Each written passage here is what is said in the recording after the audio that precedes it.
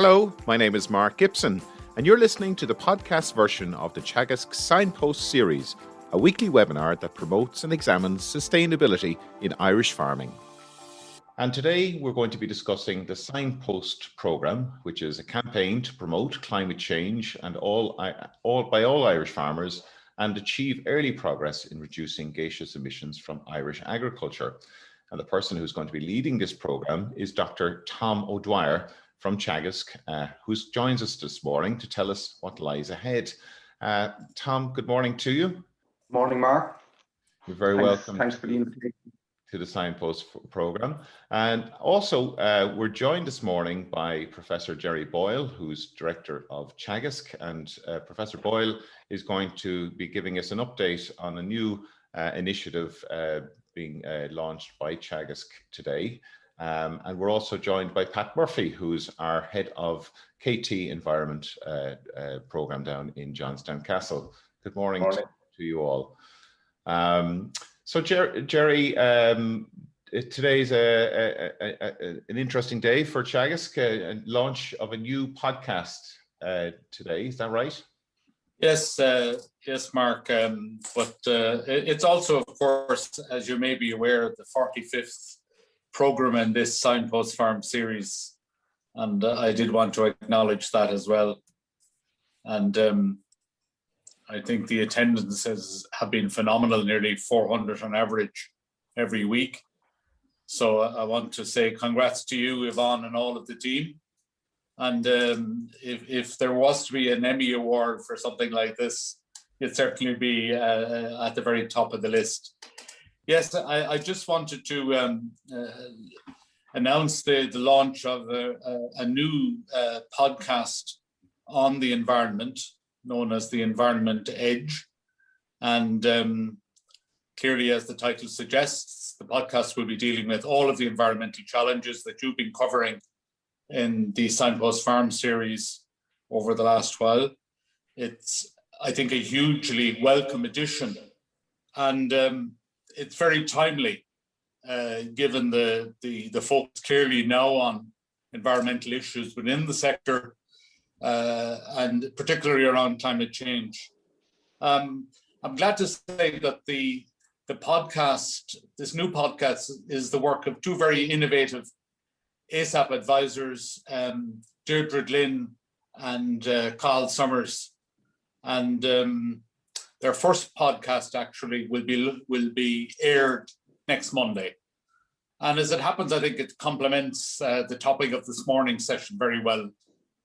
Also, Tom O'Dwyer, as you said, who's the manager of our new Signpost Farm programme, will be, I guess, giving it the first wider public area, you could say, that programme will have had.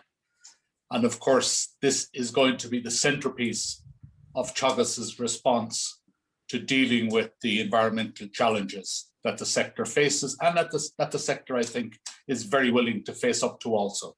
So good luck, Tom, and make sure you tune in for that podcast also next Monday. Thanks, Mark, for giving me the opportunity. Thank you, Gerry. And that podcast is now live on the Teagasc website. I had a look this morning and encourage everyone to sign up, whether through Apple Podcasts, Spotify, or through the Teagasc website. So that is available now. So thank you very much, Gerry. And we're now going to move to the main agenda, which is our discussion on the Signpost Farm Programme. So Tom, you're very welcome to the programme today. This is a new role for you, Tom, is that right? You're formerly the head of our Dairy Knowledge Transfer Programme. Right. Thank you for the invitation, Mark. I took up this role to lead up the Signpost Programme in November last year. So moved from my previous role of heading up the Dairy Knowledge Transfer team within Teagasc at that time. Very good, very good. So you're going to give us an overview of what the plans are for the next number of years for the programme, And just to remind everybody, if you have questions for Tom, please use the Q&A tab at the bottom of your screen, and we'd be delighted to put those questions to Tom, or indeed the wider panel here as well. So Tom, we'll hand over to you and we'll talk to you after your presentation. Okay, thank you, Mark. Good morning, everybody. As has been previously mentioned, my name is Tom O'Dwyer, and I'm leading up the Signpost Programme. So my presentation this morning is going to outline the programme, and as the director said in his opening comments, the Signpost Programme is the Teagasc response to the challenge of climate change. So the overall objective of the Signpost Programme is to lead climate action by Irish farmers. So my presentation this morning will start with a number of slides setting the background or the context for the programme, before moving on to the Signpost Programme or proposal for the programme itself, and then moving in to look at 4 specific aspects of the Signpost Programme. So firstly, Signpost Farms, secondly, Signpost Advisory, then the Farm Sustainability Plan, and fourthly, the National Agricultural Soil Carbon Observatory. And I'll finish just with a summary slide on the progress we've made to date and what are our next steps. So to start with the background, our planet is getting warmer. So what this graph shows is the trend in global mean temperatures from the start of the Industrial Revolution in 1850 up to today, 2020. And you have a number of different data sources on the graph, but all the lines on the graph are following the same trend. So you see from the start of the Industrial Revolution in 1850, you see little enough change in temperature, some spikes here and there, but very marginal change in temperature up to, I suppose, the period there between the 2 world wars. And then there was an increase so that, in 1950s, we were about 0.4 degrees Celsius above where we were in 1850. But then you had this rapid increase in global mean temperatures from the 1960s onwards, such that today in 2020, it's estimated that global mean temperatures are 1.2 degrees above where the temperatures were back in 1850.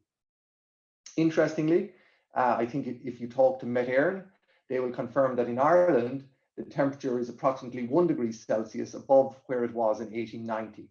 So the trend in temperatures in Ireland is much the same as observed globally.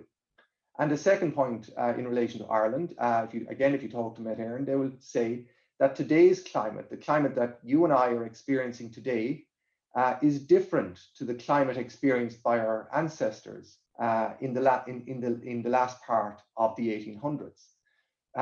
But we consider today's climate normal, and that normal is a different normal to the climate that was experienced back in the 1890s and the 1900s. And then if we move on to look at some of the climate-related events of 2020, and you see here if you remember, we had bushfires in Australia in the early part of 2020. We had forest fires in the western part of the United States in autumn 2020. Our own storm Kira in February 2020 features on the top 10 climate events of 2020. You may remember that there was reports of locust swarms in parts of Africa in 2020. We had Typhoon Amphan in early 2020. This then in the autumn is the hurricane season, an image of the hurricane season, and you have all the hurricanes queuing up to hit landfall in Central America and the southern states of the United States of America. And it was a record year for hurricanes last year. We had flooding in China. So I suppose the point I'm making here is that we are seeing an increasing number of extreme weather events all across the globe. And in some respects, perhaps these extreme weather events are being normalized, and we're saying, yeah, look, it's another forest fire, or it's another set of hurricanes. So, are we beginning to accept these as the new normal? But these events all come at a huge cost, in the billions of dollars, not to mention, in some cases, loss of life. In Ireland, then, what are we seeing over the last number of years? I've got a couple of images on this graph. So on the top left, you have a graph showing the trend in our greenhouse gas emissions. And greenhouse gas emissions are obviously linked to climate change. And you can see here that the graph shows a downward trend in greenhouse gas emissions up to the early part of the last decade. And then it turned and has been on the increase since. And the projections here out to 2030 are for varying levels of increase in greenhouse gas emissions above where we were in 2015. And those future projections are influenced influenced largely by the trend in the national herd. And the red bar here on the graph is the target as set out in the Climate Action Plan of 2019 for agriculture emissions in 2030. And it's below all these future projections. Now, those projections here that are on the graph are without mitigation. So in the absence of changing our farm practices, our greenhouse gas emissions are going to exceed our Climate Action Plan target. But the good news is that we have some tools in the toolbox. We have identified mitigation measures. We can reduce greenhouse gas emissions. And the challenge now is to make sure that those changes are implemented at farm level so that we can change the trajectory of this path here. Another graph here on ammonia emissions, which is not a greenhouse gas, but is an air pollutant. We can see there was a downward trend. Again, it has turned and is on the increase. And these are our targets here. And it's likely that we are going to exceed our targets unless, again, we start to change practices at farm level. On the water quality front, we've seen a loss in the number of high quality water bodies over the last 30 years. And again, this is a worrying trend and a trend that we need to address and reverse. And finally, then in the biodiversity area, we've seen a loss of biodiversity over the last 30 to 40 years. Looking to the future then, I've just got two slides looking to the future, you know, and what kind of a climate could our farmers be farming with in the future? So this is a publication from the EPA and lots of data and lots of maps and predictions. I just picked out a small number here for these two slides. So looking to the future in terms of mean temperature, the prediction from this report is that mean temperature could increase by between 1 degree and 1.6 degrees by the middle part of this decade, by that 2040 to 2060 period. So, and the highest temperature increases will be on the east of the country. It's also predicting that we're likely to have a longer growing season and also an earlier start to the growing season. And we're like to have a longer grazing season. Our grazing season could be 12 to 55 days longer. So, you know, at first glance, you'd say, I'll take some of that. I wouldn't mind slightly warmer temperatures and a longer growing and grazing season. That could work. But then you look at some of the other graphs that are in the document. And I've just picked out two here. You look at the projected changes in wet days and very wet days. Now, I think we all have our own definition of what a wet day is and what a very wet day is. And we could probably spend a good part of this broadcast this morning debating that. But in this publication, the definition of a wet day is a day in which there's 20 millimeters of rain in the day in 24 hours. And a very wet day is a day in which there's 30 millimeters of rain in the 24-hour period. And just focusing in on the image here on the right and on the dark blue colors here in this image. And what that's suggesting is that there could be a 30 to 40% increase in the number of very wet days by the middle of the next decade because of climate change. And down on this bottom lower graph, it's showing that there could be up to 47% increase in the number of dry periods during the summer. So there could be half as many, again, dry periods as we're currently experiencing by the middle of the next decade because of climate change. Now, so when you look at this report and you look at it from an agricultural perspective, the report suggests that a warming climate may present some positive opportunities for farming. Nevertheless, because of the changes in climate, we're likely to see an increase in pests that are currently not present in Ireland. And there's also going to be an increased frequency of droughts and heavy rainfall events. And both of those, or three of those, could be very detrimental to the potential gains of a warming climate to the agricultural sector in Ireland. And what we also have to bear in mind is that the climate is going to affect more than agricultural production in Ireland. It's also going to affect our towns, our villages, our coastal communities, and it's going to put pressure on our infrastructure. So climate is going to impact on the entire Irish economy, including agriculture.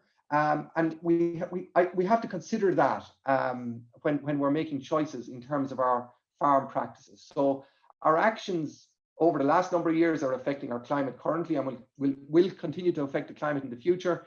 But our actions of today can influence our future climate. So we need to be cognizant of that as well. And I think this is reflected in the emerging policy environment. And you know, we've seen recently the publication of the European Green Deal and the associated then farm to fork and biodiversity strategy. And quite clearly, they're trying to change the policy environment. So to send very clear and strong policy signals to farmers in terms of the type of farming that is preferred for the future. So we've seen the launch of the European Green Deal. And as I said, the farm to fork strategy and the biodiversity strategy. And the European Green Deal has set a very ambitious agenda in terms of climate neutrality. And it set the ambition of the European Union being a climate neutral economy by 2050. And those targets and ambitions have been picked up in our own climate action plan of 2019. And the Ag-Climatise document published by the Departments of Environment and Department of Agriculture just before Christmas. And I listened to Dale Crammond presenting about Ag-Climatise on an earlier edition of the Signpost webinar back in January. So the roadmap, the way forward is clearly laid out in my mind. And I suppose that's probably one of the reasons for the genesis of the Teagasc Signpost Programme. So there's all of these policy documents are showing a clear need to rebalance the focus between expansion, intensification, competitiveness and efficiency, and sustainability and environmental focus. So that's what these policy documents are focusing on. So moving on then to the Signpost Programme itself. So the proposal from Teagasc is to launch a national campaign to lead climate action, achieving early progress in reducing greenhouse gas emissions. And at the centre of the Signpost Programme will be a core of 100 demonstration farms, which we will work with to bring about change on those farms, and so that those farms will be the early adopters of the technologies to reduce emissions, and that they in turn then can act as signposts for the wider farming population. They will also be central to a wider signpost advisory campaign.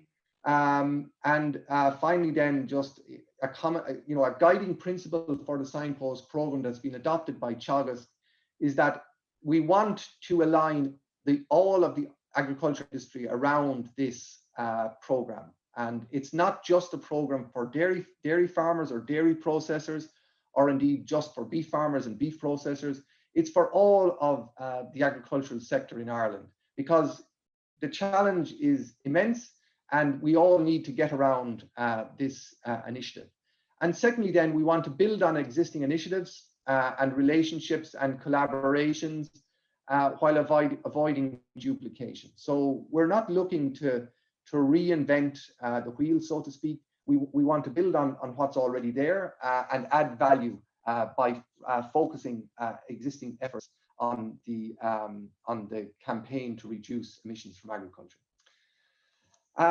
And I suppose I mentioned previously that one of the reasons for the launch of the Signpost Programme by Teagasc is the publication of the Teagasc Greenhouse Gas Marginal Abatement Cost Curve. And this has been covered in earlier Signpost webinars.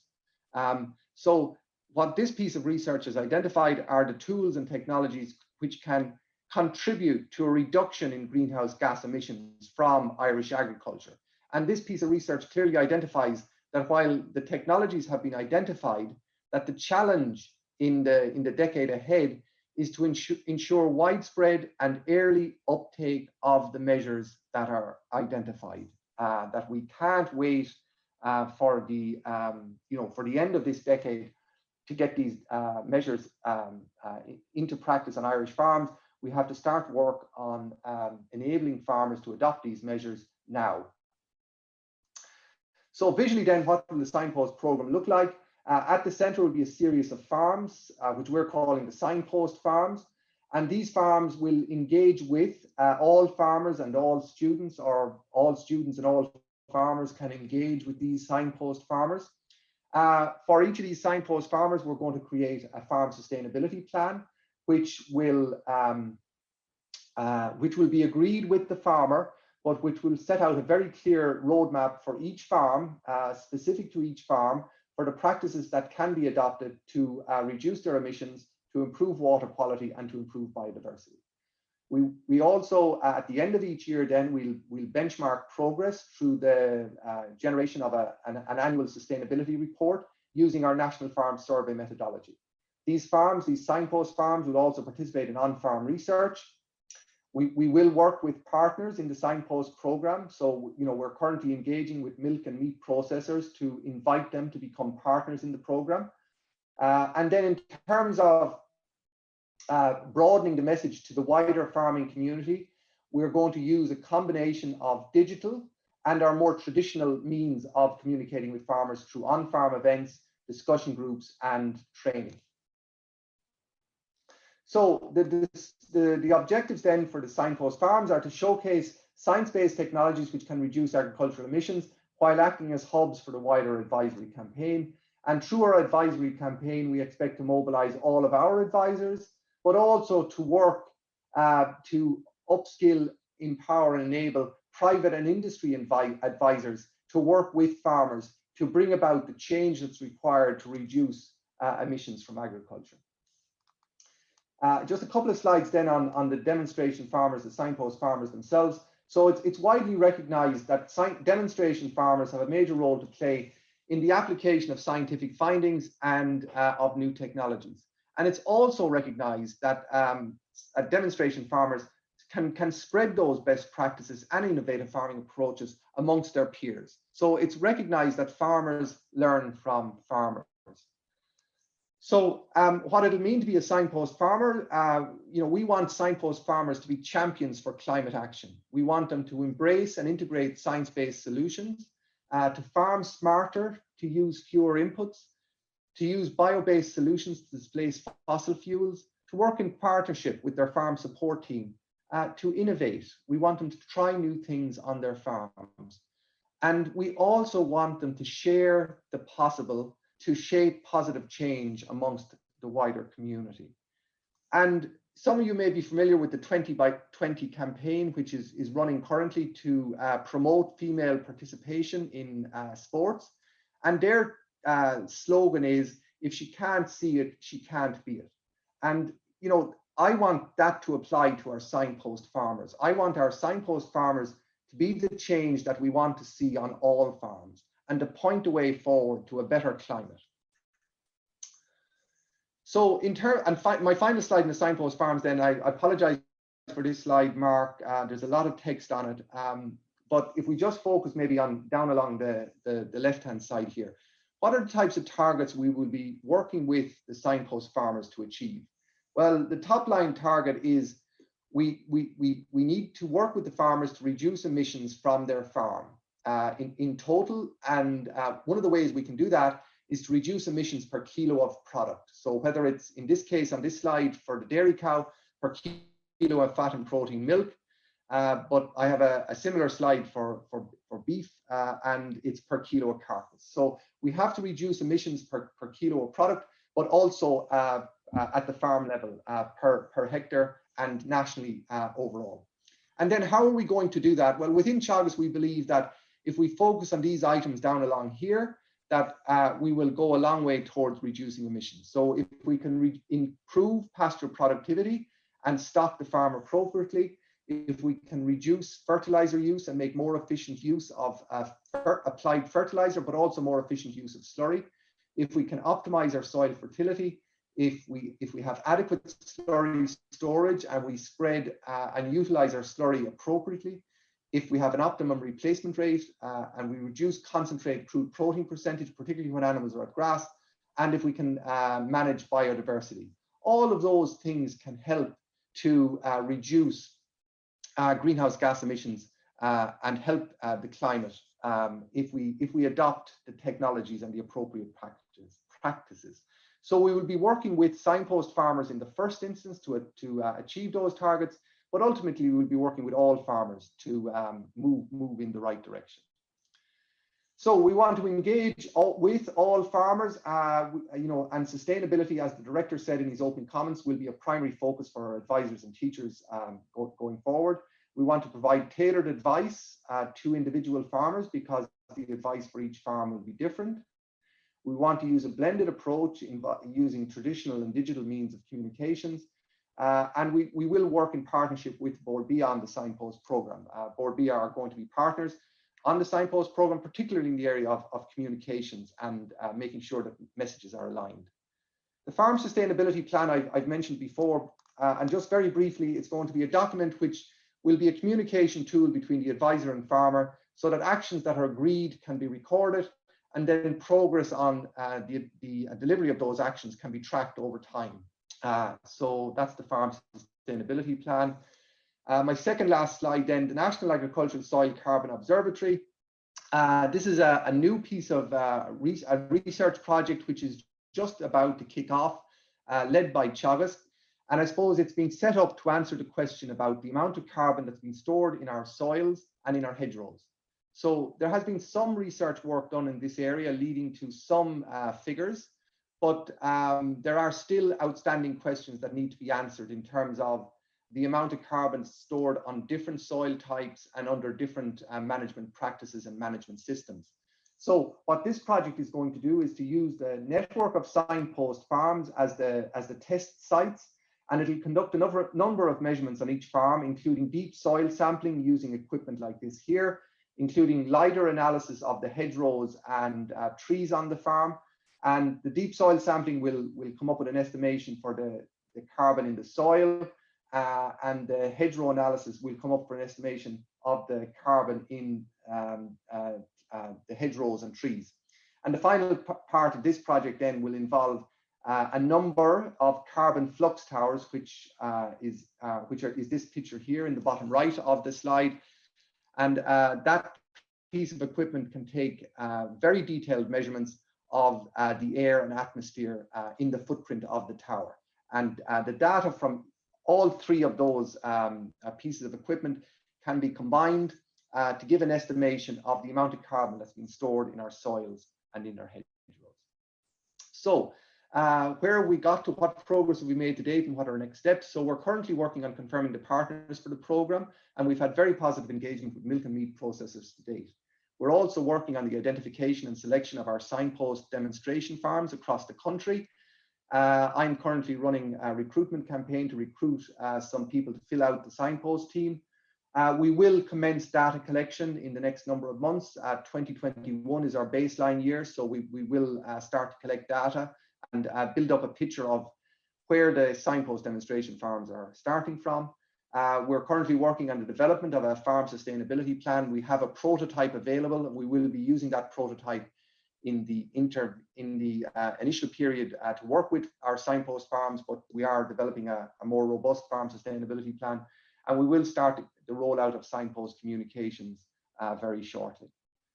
So thank you very much for the opportunity to present and share the Signpost Programme with the details of the Signpost Programme with you this morning. My contact details are there on screen. I'd be happy to talk to anybody on a one-to-one basis afterwards. And we have a web page, the details for that on screen as well. So Mark, thank you very much. I'll be happy to take questions. Thank you, Tom. That was a really good run through the programme. Obviously early days yet, and you're still scoping out aspects of the programme, but I mean, you're making good progress there. We're having a few questions, Tom, in relation to the KPIs that you mentioned there, that were quite focused on the the gaseous emissions side of things. Some people wondering about KPIs for water quality, and I suppose that could be extended beyond to the other kind of environmental parameters that we need to keep an eye on. Maybe you'd like to comment on that. So yes, I suppose firstly to reassure people that the Signpost Programme is going to look at all elements of sustainability. So we see the Signpost Programme as adopting a holistic view of sustainability. So while the focus for the programme and the program that the initiative or the genesis of the programme traces its way back to the publication of the greenhouse gas marginal abatement cost curve and the need to bring about change in farming practices to reduce emissions. So the focus for the programme is about reducing greenhouse gas emissions.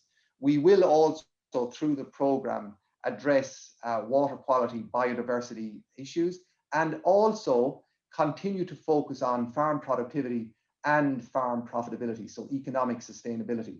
So we're taking a holistic view of sustainability, is my first point. And the second point is that on the KPIs, you will have seen a target in there to reduce nitrogen fertilizer use. So we will be looking to make more efficient use of applied fertilizers and equally to reduce nitrogen fertilizer use on the Signpost farms in the first instance, but then across all farms as we broaden the program. So to me, that's it's not a measure of water quality per se, but my understanding is that if we can improve the efficiency of our nutrient use and also reduce the nutrient load, well, that will have a positive effect on water quality measures. Okay, thanks, Tom. You showed some interesting maps there of future temperature changes and future weather patterns. And I think it's interesting from an Irish context, but I think it's even more interesting when you look at what's going to be happening across Europe and the impact on farming across Europe, the areas that are of irrigation and so on.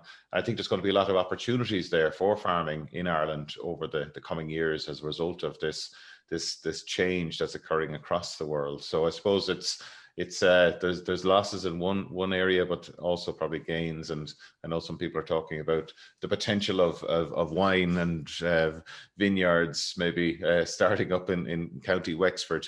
But no, it is. I think it's really important to talk about that adaptation part of the story, because up to now, I suppose we've been largely focused on the mitigation side, and I think in future webinars, I think we're going to take a closer look at that adaptation side. Is there going to be an adaptation aspect to the Signpost Farm Programme? Yeah. I think the focus at the moment for me anyway is on mitigation, so to try and reduce emissions. And then, I think as time goes on, we are also going to have to focus on adaptation, so adapting systems. And, I think if we think back to 2018 and we had, a very wet spring then followed by a drought, we got through it. Just about, I suppose you could say. And I suppose what we want to be sure about is that in future we have our management systems are such that we're better able to cope with those variations, those extremes. And I know following the drought of following 2018, Teagasc did some work on mitigating that weather or climate risk. And ultimately, it boiled down to having fodder reserves and feed reserves and not running on empty, so that, as you come to the end of March, that you're looking at the back wall of the silage pit. And that's fine. That can be fine for a lot of springs and a lot of years.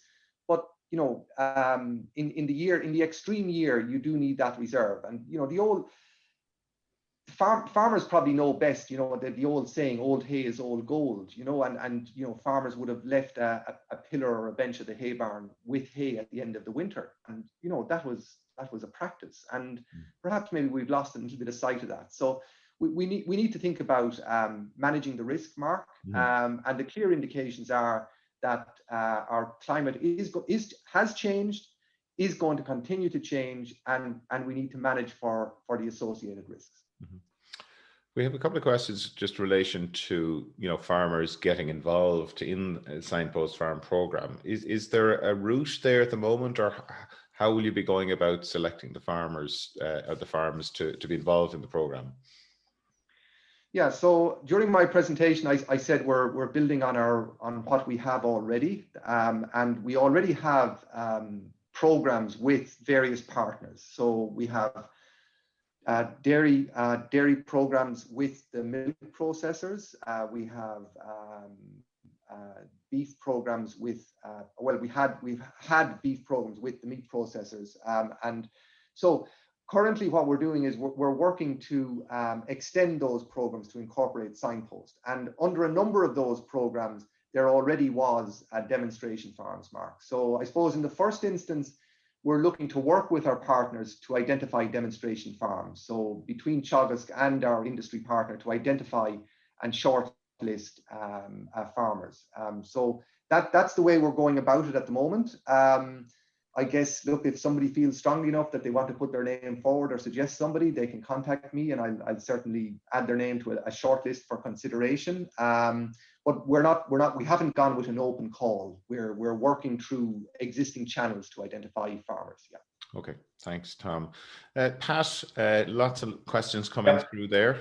And the other, I suppose I wanted to start with a question there. Is this is the plan for working with Teagasc clients only, or how will we extend it beyond the Teagasc client base, and in particular from an education and I suppose knowledge building or knowledge transfer perspective?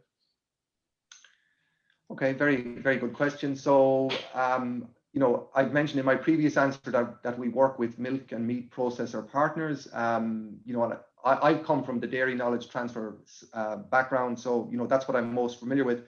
And I know that all of the dairy processors, for example, have advisors on the ground engaging with farmers, and they engage with all of their suppliers. So that's one route that we're going to explore through this program to ensure that the dairy advisors in the dairy cooperatives and the milk processors are attuned to the messages that are coming from the Signpost program. And not alone are they aware of the messages, but they're enabled and empowered to act on those messages and to advise farmers accordingly. And we will be offering training to those advisors through Teagasc Connect Ed, led up by Mark Gibson, your co-host there, Pat. So, I'd expect that we'll be rolling out industry training programs starting later this year. So as I said, I'm recruiting I'm going through a recruitment process at the moment. I expect to have some additional people on the Signpost team in the near future. And once we have the Signpost team in place, we'll be looking at rolling out training and communications. There's an interesting question there, alluding to your history in previous roles of focus on grazing and grazing management. Do you see implications for grazing management from the messaging coming from the Signpost program?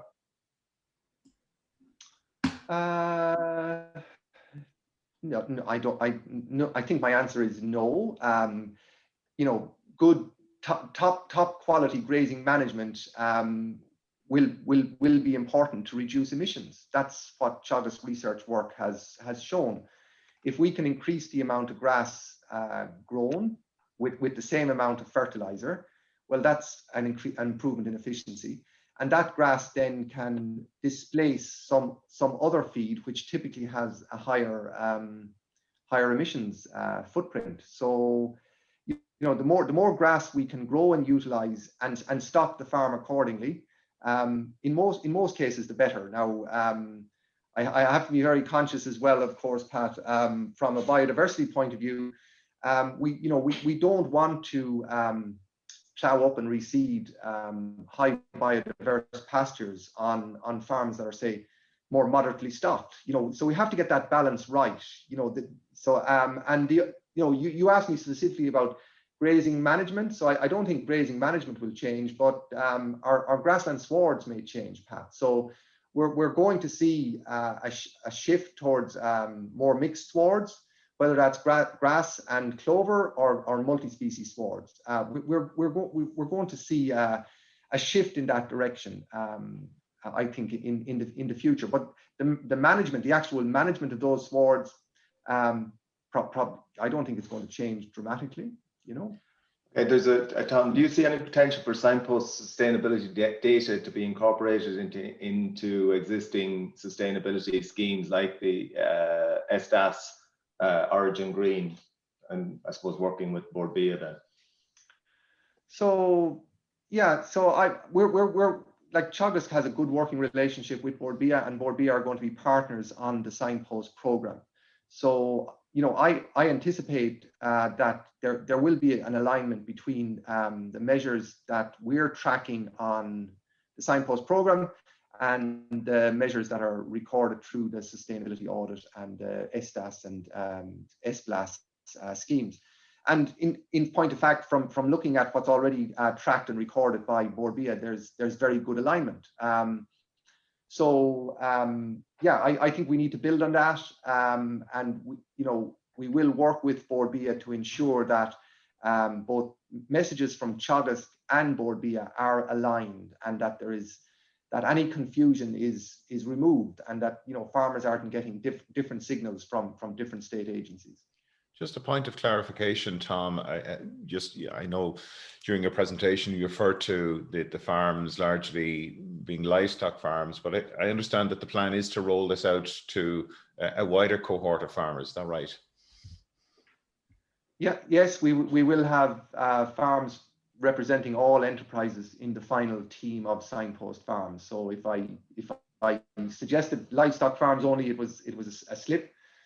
We will have some tillage farms, albeit their carbon, the emissions from tillage farms is significantly lower than from other enterprises, but yet no, they can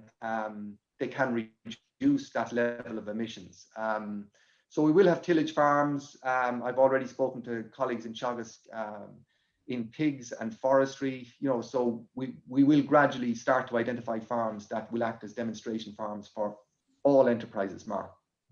We're probably a little bit more advanced with certain enterprises, notably dairy. Probably we're a little bit further down the track in terms of selection of farms, but the ambition is to have demonstration farms for all enterprises.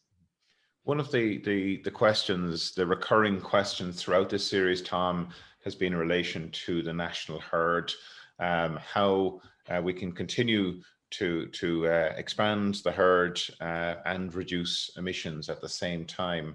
And look, we've had this discussion over and over, and I think it's very much it's a political decision that needs to be made. But do you have a view on this and how the national herd, coming from the dairy background that you have come from as well, how is this going to reconcile come 2030?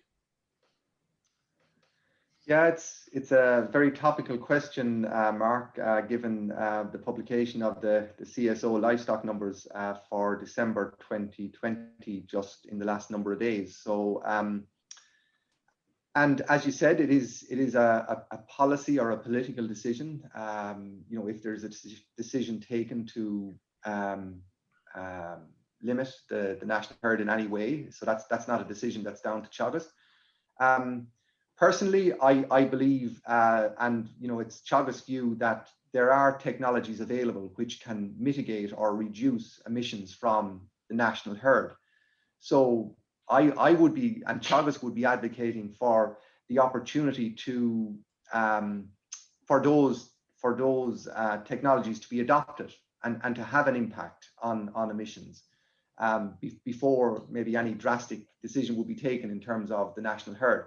Now, I recognize, having said that, I recognize as well that time is short and getting shorter. We don't have an infinite amount of time to start to mitigate emissions. So, that's my view on it. The decision on the national herd will be political, and I would be, and Teagasc would be always advocating that there are technologies there that can reduce emissions, and we should be supporting the adoption of those mitigation strategies in the first instance as a priority. Tom, a number of, I suppose, quick-fire questions. Will the carbon footprint be measured on products coming from the Signpost farms? Yes, the plan is that the farms will be enrolled in a national farm survey, and as part of an annual sustainability report, a carbon footprint figure will be generated. Will ammonia be included in sustainability plans? Yes, we are also including ammonia, and most principally, I suppose, technologies to reduce ammonia in our engagement with farmers. Yeah. Will any organic farmers be included? Yes, we want to include organic farmers in our final panel of signpost farmers. So yeah, otherwise our panel of signpost farmers will not be representative of Irish farmers. So I don't know who sent in that question, but if that person wants to contact me to talk about that, I'd be happy to have that conversation. Yeah, it's come from a couple of people, so if they would contact you, that's fine. Will you take on board social and economic sustainability as part of your sustainability measurement? Yeah, again, if people want to have a look at the Teagasc National Farm Survey Sustainability Report, they'll see that the model that's reported on there is a holistic model for sustainability, including 4 elements. So the first is economic, the second is environmental, the third is social, and the fourth is innovation. So there are the metrics, they are the segments of sustainability that we will be looking at and reporting on. Under that, then under each of those headings, there's a number of key performance indicators. So yes, we will be reporting on social and what's the second? Economic, yeah. And sorry, the other point to make. The other point to make on that, Pat, is that from time to time I get asked the question, will farmers be paid for adopting these new technologies, or who's going to pay for the cost of adopting the technologies? So I guess what we want to try and show through the signpost demonstration farms is that over time, as these demonstration farms adopt the technology, so take on protected urea, spread slurry using low emission slurry spreading, reduce fertilizer, improve their nutrient use efficiency, improve and manage and improve biodiversity. That hopefully what we're anticipating is that we will be able to pick up in their financial reports each year that in point of fact their profitability is maintained or even improved. And so that's why we are going to keep a very keen eye on economic sustainability, so that we can demonstrate that by changing farming practices, it's not actually costing the farmer, and in point of fact could be contributing to improved profitability. A couple of questions in relation to the, I suppose, the economic benefit to, I suppose, processors and farmers in terms of us moving in this direction. Well, to farmers, I think I've alluded. Sorry, to farmers, I think I've alluded to in my previous answer. I think a number of the technologies to reduce greenhouse gas emissions are known to actually either be cost neutral to the farmer or actually to reduce costs. So, for example, the adoption of EBI is is deemed to be to add to profit and not to cost the farmer. That's one example. The switch to protected urea is a small cost to the farmer, a very small cost to the farmer, whereas the adoption of low emission slurry spreading is a bigger cost to the farmer, and that's why we have TAMS grants for low emission slurry spreaders to try and reduce that cost of the adoption of the technology to the farmer.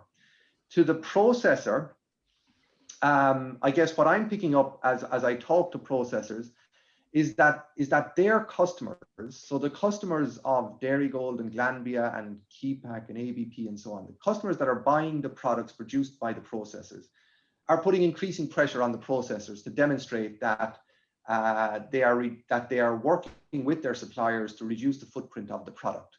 So you know, for a Dairygold selling butter or an Ornua selling butter to a customer, the question they're being asked is, what is the footprint of that kilo of butter and what are you doing to reduce it? So there is, from what I gather, talking to the processors, they're under pressure from their customers to show that they're reducing, to demonstrate and, you know, to validate that they're reducing the footprint of the product. So in some respects, you could take the view that the price of selling product onto the international market, and remember that we export 90% of our product, the price of selling market onto the international market is a move towards improved sustainability, and that we don't have a choice in the matter. So, yeah. Questions in relation to how do you propose to deal with water quality issues in working with the Signpost farms? So our proposal in that respect is to work with ASSEP. I've spoken with Noel Meehan, the ASSEP program manager, and we have reached an agreement that the ASSEP advisors can visit each of the demonstration farms, the Signpost demonstration farms, and conduct a full farmyard and farm assessment, identify the risks, and then put in place a plan with the farmer to reduce and eliminate those risks over a period of time. I believe also from talking to Noel that LawPro are also willing to come on board and help with water quality assessment in the local catchment. So that's our plans at the moment. We're not going to be taking a catchment approach. So we'll deal with the demonstration farmer, and we'll ensure that the demonstration farmer isn't adding to the burden on the local catchment. But we won't be looking at the neighbouring farmers that are also contributing to the local catchment. And there's some similar questions about potentially working with other agencies involved in the biodiversity, nature and habitat area. What are you? Teagasc will be happy to work with other agencies and to work with them as partners on the Signpost programme. So again, as I said on my final slide, if anybody wants to talk with me afterwards, I'm sure my email address is available on the Teagasc website. So I'm happy to talk to anybody afterwards about that. I was very interested yesterday. We had a meeting with a number of the EIP projects and project leaders, should I say. I think there's great potential there on some of the EIP projects in relation to biodiversity and the types of scorecards that are being used. So look, Teagasc is happy to work with other agencies through the Signpost programme. And as I said, we see this as a whole of industry approach to reducing, principally to reduce emissions, but ultimately to farm more sustainably, which will also benefit water quality, biodiversity, and economic sustainability. A fairly specific question, but it's cropped up 2 or 3 times now, is will you be working with the equine industry and equine farmers in the programme? Yeah, we can. If that person wants to contact me afterwards, I'm happy to talk to them. The Signpost programme is a whole of industry, a whole of sector approach. So we will work with all sectors, and I'm happy to talk to anybody after the call. Look, at the moment we're probably focusing on the dairy, the beef, the livestock sector, dairy, beef, and sheep, I guess. But it is our ambition to engage with all sectors. But there's only so many hours in the day, so we're trying to get the livestock sectors lined up at first, and then we'll engage with other sectors.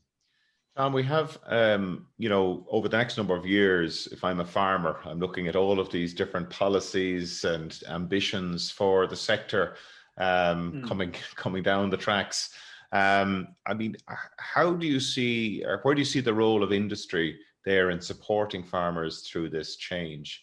Because you know, there are going to be a lot of things for farmers to contend with over the next number of years. Do you have a view on that? Okay, so I suppose I'll start by saying that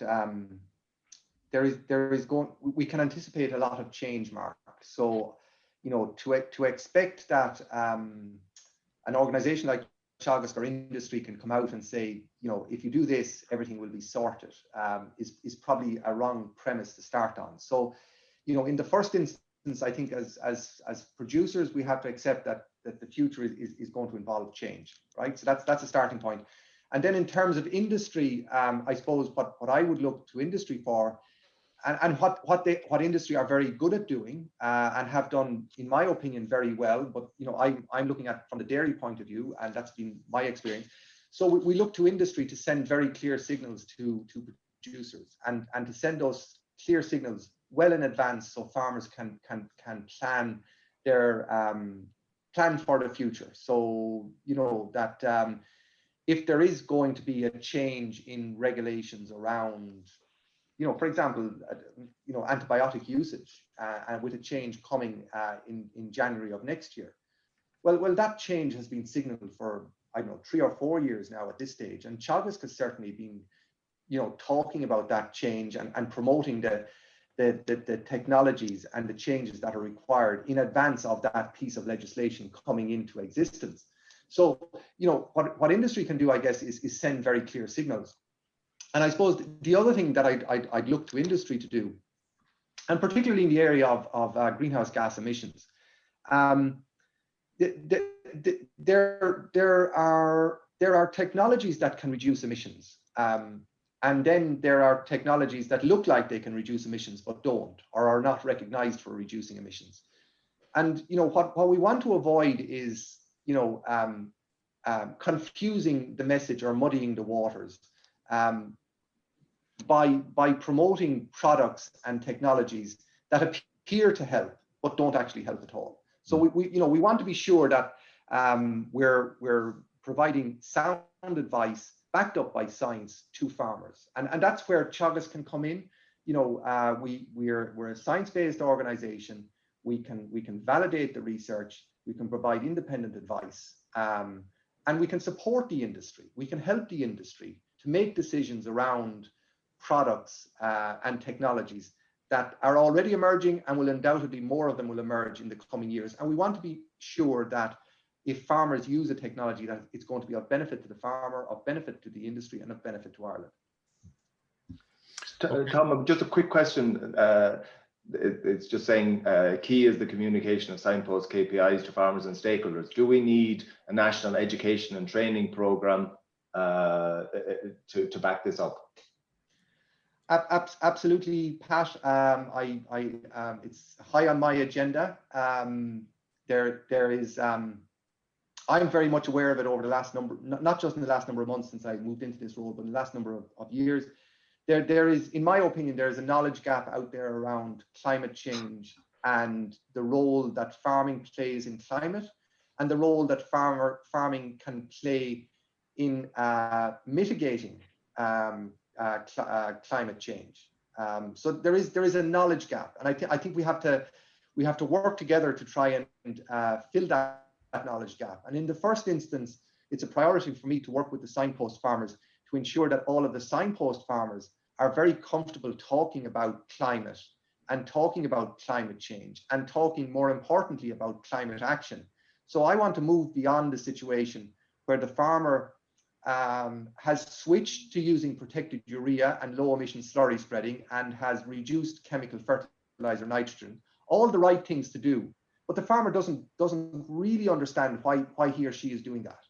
And that's a very important link for me, that people and farmers, we all understand that our individual decisions are having an impact on climate. So that's an important part for me, and absolutely there's a need for an education around that and around a lot of other issues relating to climate as well. Okay, Tom, thank you very much. Huge amount of positivity and encouragement, and wishing you the best of luck with the program. So from all of the Signpost webinar team, we want to wish you luck with the program as well. And we hope to maybe get regular progress updates from you as time goes on. So once again, congratulations on getting the program to this point, and we'll keep in touch with you over the next months and years.